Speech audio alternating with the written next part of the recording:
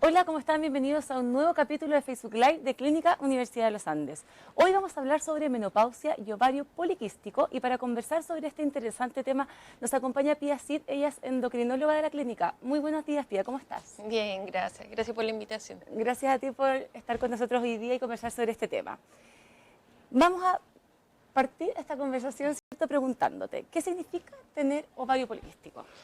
Bueno, tener quistes en el ovario no significa tener síndrome de ovario poliquístico. Esto es parte de una entidad clínica mucho más compleja. En verdad se manifiesta a través de ciertas, digamos, síntomas que presentan los pacientes, las pacientes, digamos, que se basan en la evidencia de un exceso de andrógenos, que puede ser desde el punto de vista clínico, digamos, en la aparición de lo que es acné o vello muy grueso, oscuro, en áreas en que las mujeres habitualmente no tenemos, con la cara, Claro. con un patrón que se llama más de predominio masculino.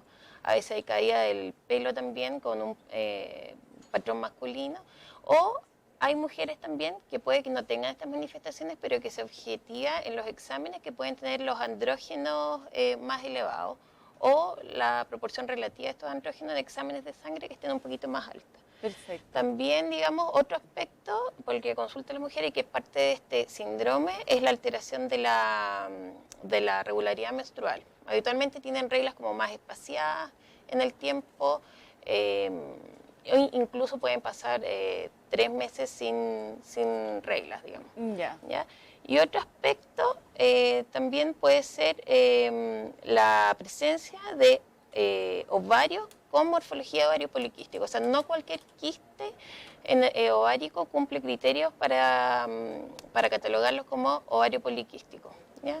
En el fondo son criterios bien específicos que tienen que ser un determinado número, determinado tamaño, digamos, o un volumen ovárico mayor a cierto número, digamos, en uno de los dos ovarios. Entonces, no cualquier ecografía que informe ovario poliquístico, o sea, quiste en el ovario, va a ser compatible con un ovario poliquístico. Habitualmente se piden 2 de estos 3 criterios, o sea, la presencia de evidencia clínica o bioquímica de hiperandrogenismo, una ecografía con morfología compatible con ovario poliquístico y, digamos, y esta irregularidad menstrual que es la que acusan algunas pacientes, el motivo de consulta. Doctora, y con respecto a la primera causa que usted mencionó, dijo también que habían algunos exámenes que estaban asociados o que se podía determinar esta alza o en los índices. ¿En qué consiste ese examen?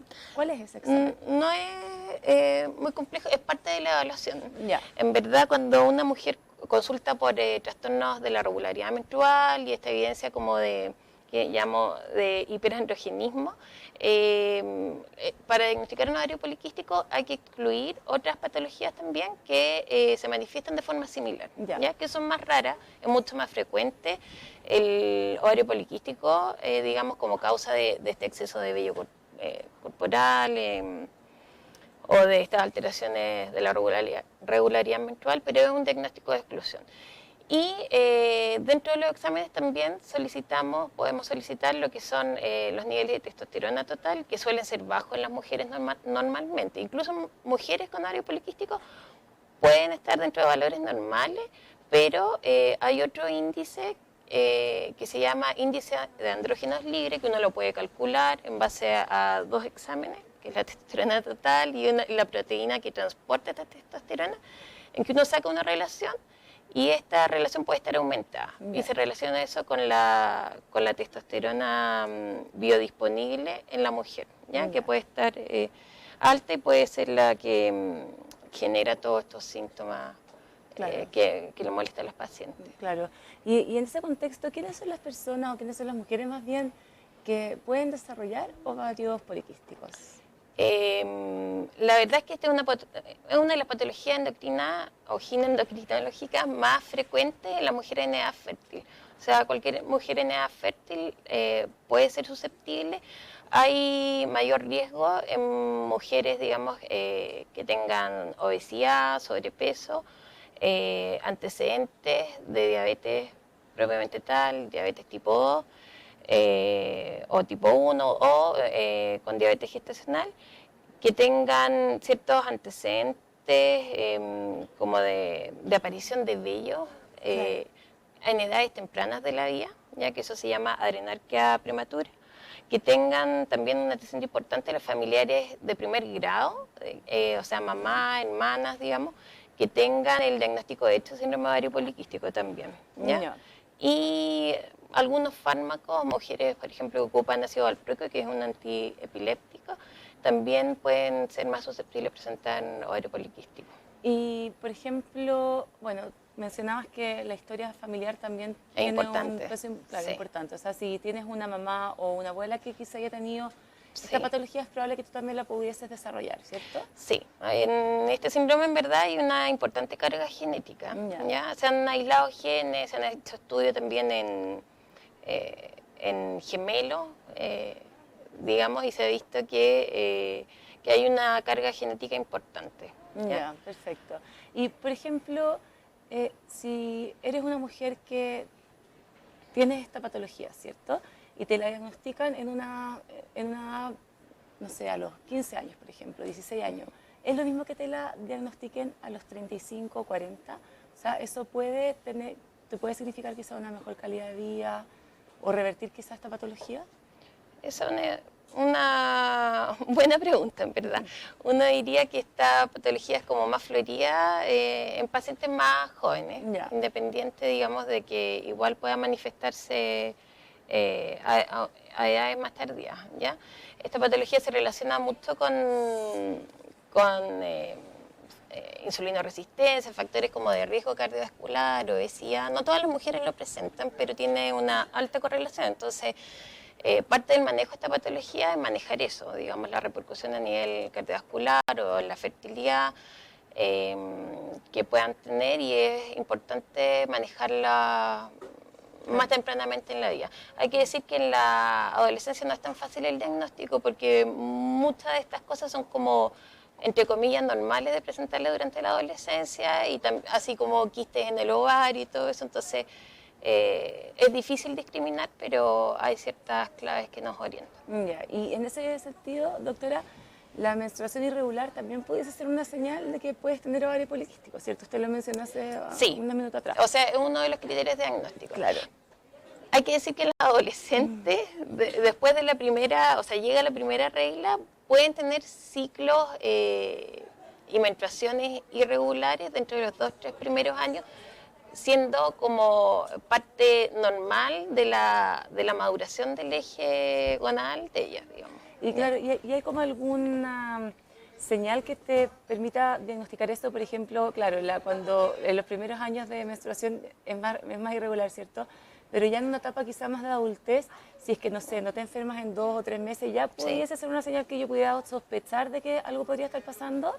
Sí, o sea, ciclo, claro, estos son, como dije, los criterios de diagnóstico hablan de irregularidad menstrual, o sea, que las menstruaciones sean los ciclos menstruales más largos de 35 días, por ejemplo, o que francamente pasen más de 3 meses o 3 ciclos sin regla, siendo que antes tenía, ¿ya? Yeah. Pero esto también asociado como a estas manifestaciones que digo de hiperandrogenismo, o en una ecografía que sea compatible con estos criterios bien específicos de quiste en el ovario. Y si, por ejemplo, estás en un tratamiento con respecto a los ovarios poliquísticos, ¿cierto? ¿Esto se pudiese revertir en algún momento o es alguna condición que las vas a tener siempre por vida?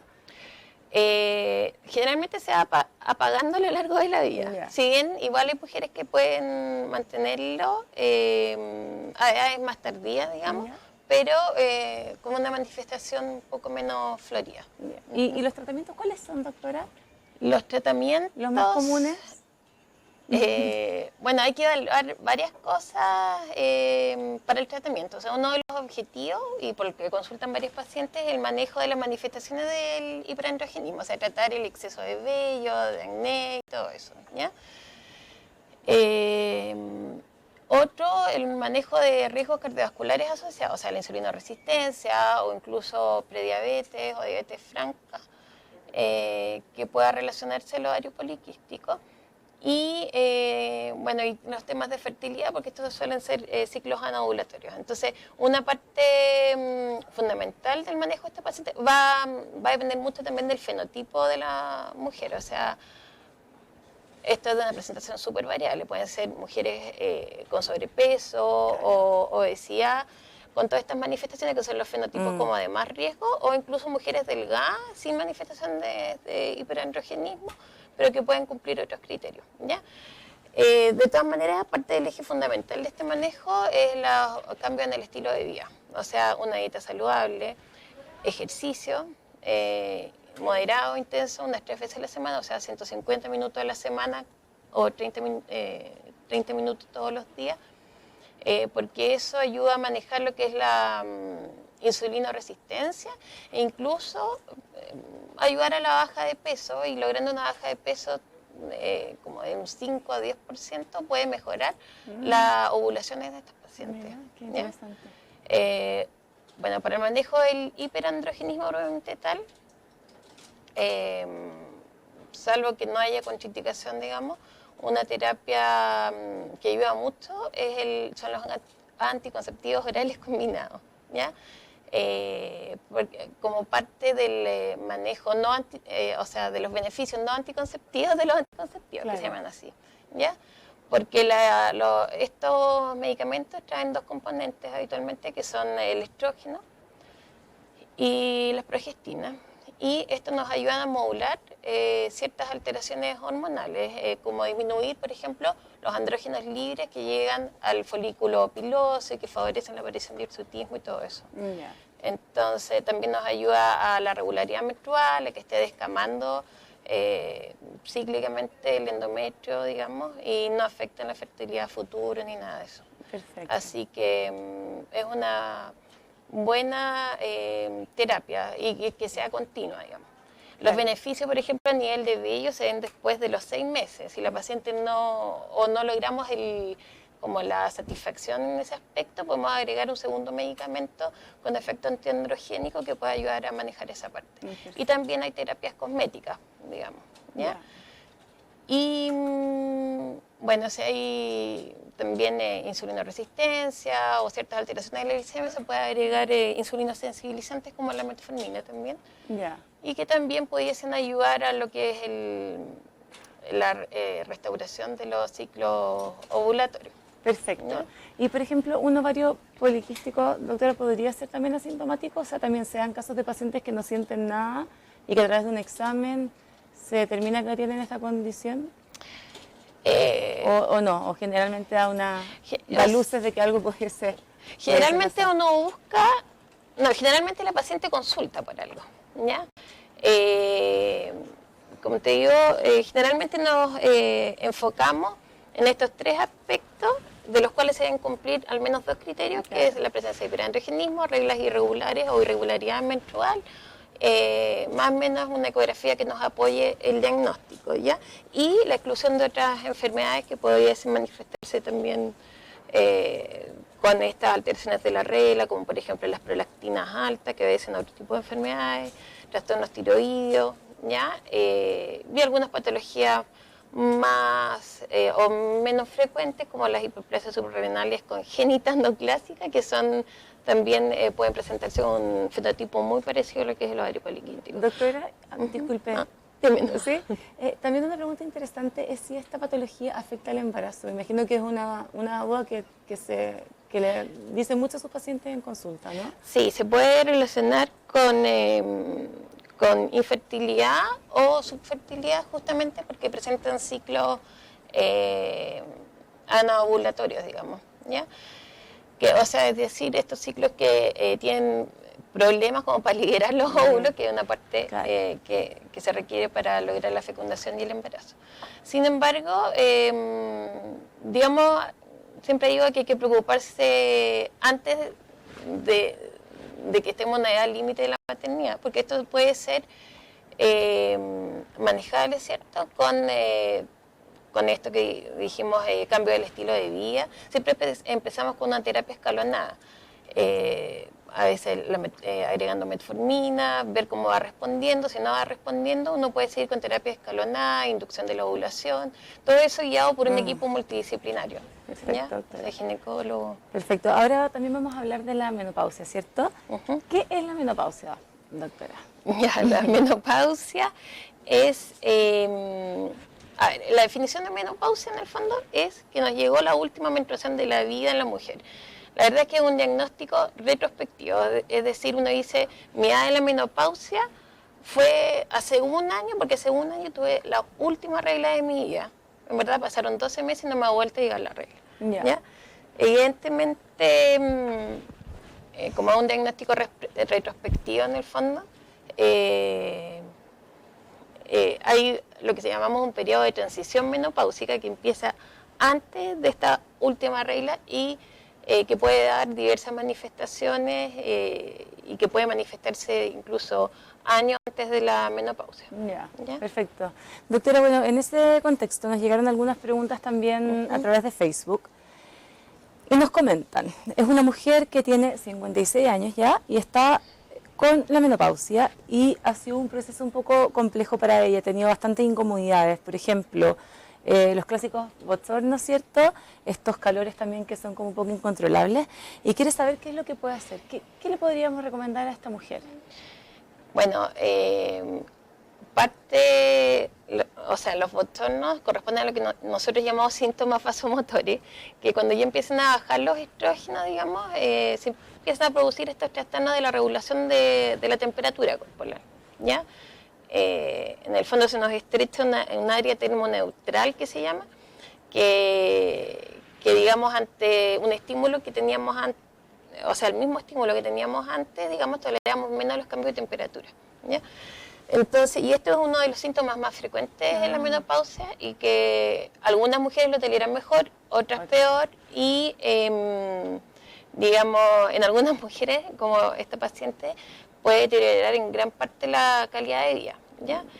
Esto, o sea, esta es una de las indicaciones en las guías internacionales, nacionales, digamos, de terapia de reemplazo, o sea, terapia hormonal de la menopausia, ¿ya? Porque, y ahí en el fondo suplementar estrógeno, según el tipo de paciente más o menos, otro, las progestinas, digamos, y eso ayuda mucho a manejar estos síntomas. Evidentemente hay que asegurarse siempre que la paciente no tenga contraindicaciones para recibir estrógenos o terapia hormonal de la menopausia. Y también hay alternativas no hormonales en pacientes que tienen contraindicación, pero sí responden muy bien a la terapia hormonal. O sea, hay una solución para ella. Sí, hay solución. Ya, qué bueno. Tiene que ir a un especialista que le dé el tratamiento más indicado. Sí. Bueno, también nos llega otra pregunta con respecto a este tema que es muy interesante. Es una mujer que se llama Marcela y ella nos dice que comenzó con las menstruaciones ya más... empezó a cesar su menstruación y dice que le comenzó un dolor de huesos importante. ¿Eso es normal que te pase en esa etapa de la vida? Sí, una de las manifestaciones, o sea, en esta etapa que llamamos transición menopáusica, que puede empezar 4 años antes de la menopausia, o sea, tiene una etapa precoz y otra tardía, pueden haber muchas manifestaciones. Dentro de lo primero, o sea, dentro de las manifestaciones son los síntomas vasomotores y dolores musculares también y de articulaciones, hay disminución del colágeno, elasticidad y todo eso. Así que sí puede ser parte de las manifestaciones. ¿Y eso se puede revertir de alguna manera? Sí. No es una, o sea, puede beneficiarse también de la terapia hormonal de la menopausia, sí. Y también de lo, digamos, de las terapias básicas en los cambios de tiroidea, o sea, estilos de vida saludable, ejercicio, darse tiempo para la autorreflexión, digamos que esta es una nueva etapa y todo eso, y darse tiempo para uno mismo. De todas maneras. Eso ayuda. Y doctora, ¿cuál es la edad más común donde ocurre la menopausia? Entre los 45 y 55 años como la edad normal en que puede ocurrir la menopausia. La edad promedio son los 50 años, entre los 49 y 50 años. Eso depende de la localización de la mujer, de la etnia y todo eso, pero acá en Chile más o menos esa es la edad, 49 a 50 años. Y aparte del síntoma que es evidente, la menstruación, ¿cierto? Que ya son más intermitentes y ya terminan, ¿hay otros síntomas como los que le han preguntado? Hay varios, o sea, lo que más nos va indicando que se va acercando la menopausia son los cambios en la frecuencia, digamos, de las menstruaciones. O sea, al principio pueden haber tanto menstruaciones más abundantes, se van espaciando los ciclos de forma significativa, como más de 7 días, pero cuando esto ya es más, se espacian más de 60 días, uno dice ya la menopausia va a llegar luego, por lo menos dentro del próximo año. Síntomas hay varios, digamos, están los síntomas vasomotores, los musculoesqueléticos, pero también empiezan a haber, y las mujeres lo notan, trastornos como de la memoria, dificultades para el sueño, o sea, hay trastornos del sueño asociados a la menopausia que tienen guías de tratamiento específica, digamos, en ese contexto. Trastornos del ánimo también. Si bien la menopausia no es la causa, sí, como la menopausia significa que disminuyen los estrógenos, ¿cierto? Y los estrógenos tienen cierta neuromodulación a nivel cerebral, digamos, cuando disminuyen, sí se hacen más manifiestos trastornos del ánimo, tipo de ansiedad o depresión, y se pueden hacer incluso más resistentes al tratamiento con antidepresivos convencionales. No es la causa, pero sí se pueden exacerbar, digamos. Doctora, ¿y la menopausia precoz es algo que también pasa? ¿Que hay mujeres que se les adelanta este proceso? Sí. Menopausia precoz, en verdad, el término médico es como insuficiencia ovárica prematura, ¿ya? En el fondo es cuando llega la menopausia antes de los 40 años. Causas pueden haber varias, ¿ya? Puede ser una insuficiencia ovárica prematura, o sea, una causa espontánea, puede ser a veces asociarse a patologías autoinmunes, ¿ya? Puede asociarse, por ejemplo, a mujeres que han sido sometidas por algún tipo de cáncer, a oferectomía o a tratamientos que causan falla ovárica. Claro. ¿Ya? Evidentemente, como les llega antes de lo que corresponde, esto puede tener repercusiones a nivel óseo, que es importante, un problema importante en la mujer posmenopáusica. Ya. Y pueden tener una pérdida demasiado ósea acelerada antes de lo que le corresponde, digamos. Y también, digamos, afectarle los factores de riesgo cardiovascular y la calidad de vida. Hay que pensar que son mujeres en edad fértil, que tienen pareja y todo eso. Muy y jóvenes. De hecho, nos llegó una pregunta sobre ese tema. Nos escribe Nancy y dice que ella tiene más de 40 años, pero que a los 38 le dio menopausia precoz. Y la verdad es que no le ha pasado muy bien tampoco porque tiene algunas señales como mareo, dolor de ovario. Y quiere saber a qué se pudiese deber esos malestares y si es que se pudiesen tratar de alguna manera. Sí, bueno, hay que ver bien la insuficiencia ovárica prematura tiene unos efectos un poco distintos a lo que es la menopausia espontánea. ¿Ya? A veces los niveles hormonales son medio fluctuantes. Entonces hay que establecer bien el diagnóstico y sí tiene indicación como de terapia, salvo que tenga contraindicación, de terapia hormonal por los beneficios a nivel cardiovascular, a nivel óseo, incluso a nivel cognitivo que puedan tener en estas pacientes. O sea, en verdad, si es tan joven, o le digo tan joven, hay que evaluar esa parte. De todas maneras, y doctora, ¿qué es lo que representa la menopausia para la mujer? ¿Qué representa? Representa en el fondo el cese de la edad reproductiva de la mujer, en verdad. Eso es lo que representa y es como, digamos, una nueva etapa que debe enfrentar la mujer y que también, como causa tantas molestias que son variables paciente a paciente, claro, también, digamos, puede afectar la forma de afrontar la vida de la paciente. Entonces es importante tomárselo bien, en el fondo, para tener una menopausia saludable. ¿Ya? Y en ese sentido, usted ha mencionado también algunos hábitos que nos pueden hacer sentir mejor, como el deporte, ¿cierto? Tener una buena alimentación. ¿Hay otra recomendación que podría sumar a esta lista de sugerencias que podrían permitir tener una mejor calidad de vida? O sea, los hábitos de vida saludable, ejercicio regular, eso ayuda no solo para mantener el peso, porque también, digamos, con la menopausia también se producen alteraciones de la distribución de la grasa corporal y de la morfología que empiezan incluso antes de la menopausia misma y que las mujeres la notan y consultan mucho por eso. Entonces, la verdad es que el ejercicio regular ayuda mucho a la parte anímica, ¿ya? A mantener la fuerza muscular, que también se ha visto que una vez que llega la menopausia puede disminuir, y a preservar o disminuir la pérdida acelerada que se produce en el hueso y que puede favorecer osteoporosis, osteopenia. ¿Ya? Y también una dieta saludable, y eso es asegurar la ingesta adecuada de calcio, por ejemplo, justamente porque esto es uno de los problemas importantes para evitar complicaciones más a futuro todavía, y considerando que la expectativa de vida ahora es mucho mayor. Entonces, en ese sentido, asegurar una buena ingesta de calcio a través de los alimentos, si es que se toleran bien, o a través de suplementos, pero idealmente a través de los alimentos y de vitamina D. ¿Ya? Perfecto. Y con respecto también a esta etapa de la vida, a la menopausia, ¿esto también propicia quizá algunas otras enfermedades en las mujeres? Porque ahora mencionaste osteoporosis. Sí.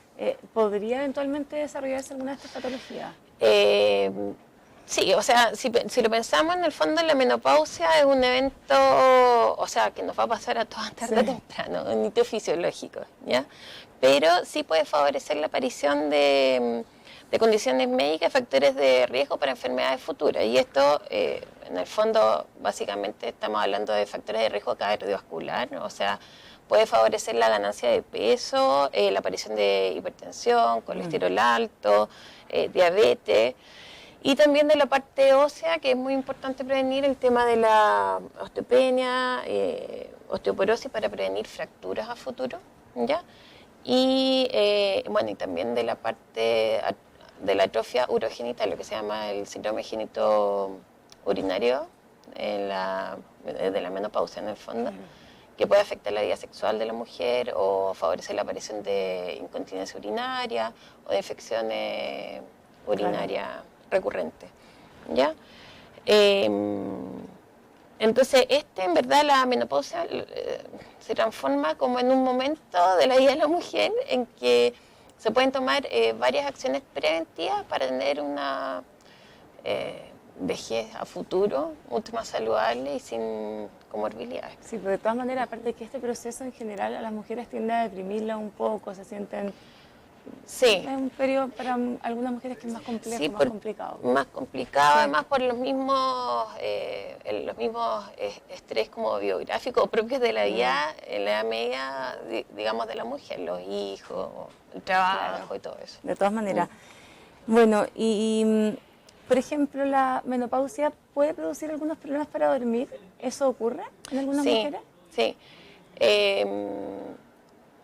Bueno, algunos lo asocian a que también los bochornos se pueden percibir más en la noche, asociados a sudoración profusa y todo. Pero también se ha visto que, independiente de la presencia de síntomas vasomotores, pueden presentar insomnio o despertares nocturnos, mala calidad del sueño propiamente tal. Ya, perfecto. ¿Ya? Bueno, doctora, y para ir cerrando esta entrevista, entonces me gustaría que hiciera un llamado a todos los que nos están viendo también sobre la importancia de tener buenos hábitos de vida, porque ha sido una constante en esta conversación que hemos tenido. Sí. ¿Cierto? La importancia de tener buenos hábitos. Sí, hábitos, sí. Y hay que, o sea, el mensaje, porque tocamos dos temas en el fondo que tocan distintas edades de las mujeres, pero el mensaje en el fondo es que hay que preocuparse precozmente de manejar todas estas cosas para llegar, digamos, a una menopausia saludable y todo eso. Perfecto. Muchas gracias, doctora, por el tiempo y la buena exposición de esta conversación. Gracias a usted. Gracias. Y también les damos las gracias a todos los que nos enviaron las preguntas que recibimos, estaban muy interesantes. Lo pueden seguir haciendo, vamos a estar atentos como siempre. Así que muchas gracias de nuevo y los dejamos invitados a un nuevo capítulo de Facebook Live que viene la próxima semana. Que estén muy bien y que tengan un muy buen día. Chao, chao.